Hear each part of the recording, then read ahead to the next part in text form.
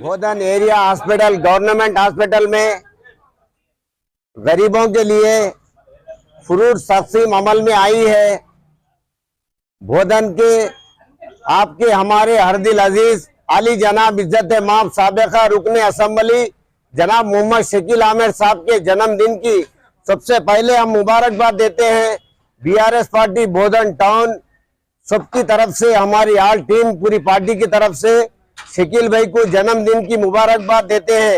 और मैं अल्लाह ताला से, अल्लाह उसके हबीब के सदके तुफैल में दुआ गो हूँ, अल्लाह ताला जनाब शकील अहमद साहब को, शकील आमिर साहब को अल्लाह अच्छी सेहत दे, उम्र दे, उनकी तमाम परेशानियों को, हर मसले को आसानी से अल्लाह हल कर दे और अल्लाह उनकी नेक जायज तमन्ना को पूरी करे। मैं तहे दिल से, दिल की गहराइयों से फिर एक बार जनाब शकील आमिर साहब को जन्मदिन की मुबारकबाद देता हूँ।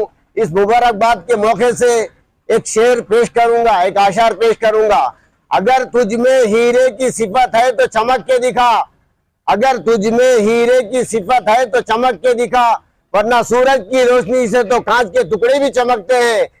जय तेलंगाना, जय शकील, जय शकील अन्ना, जय जय शकील अन्ना। బోధన్ పట్టణం గవర్నమెంట్ హాస్పిటల్లో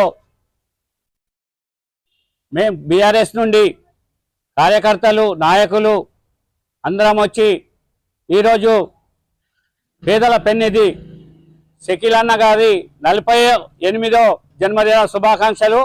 ఆయనకు ముందుగా మా పార్టీ తరఫు నుండి, బీఆర్ఎస్ పార్టీ తరఫు నుండి, మా తరఫు నుండి ఆయనకు జన్మదిన శుభాకాంక్షలు తెలియజేస్తున్నాము.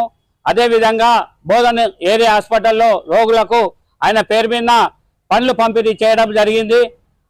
ఆయనకు ఆరోగ్యాలతో దేవుడు ఎల్లకాలము సుఖ సంతోషాలు ఇవ్వాలని దేవుణ్ణి కోరుతా ఉన్నాను. అదేవిధంగా ఆయన కుటుంబ సభ్యులకు కూడా దేవుడు ఎల్లకాలం ఆరోగ్యాలు ఇవ్వాలని నేను ఆ భగవంతుని కోరుతున్నాను.